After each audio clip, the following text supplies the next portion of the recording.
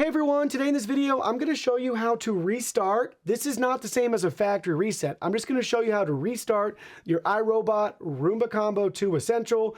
If you're interested in this product or you want to find out more about it, the link to it will be in the video description. So to restart our Roomba, we can do it from the iRobot Home app. So we have the app pulled up right here and we're connected to our vacuum. Ironically, it's currently updating its firmware, but I can still show you how to reboot the Roomba. But from your main screen here, go down towards the bottom, we have the product settings option. And then we have from this screen, the third option up from the bottom, reboot Roomba Combo.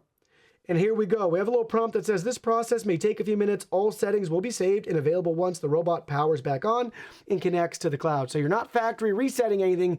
You're literally just rebooting it. So keep that in mind, but go ahead. You just press this, wait a couple of minutes as it reboots, and then you're back online. You're all set and ready to go. So within the app, just go ahead, choose Reboot Roomba Combo, and then the Reboot Roomba Combo button.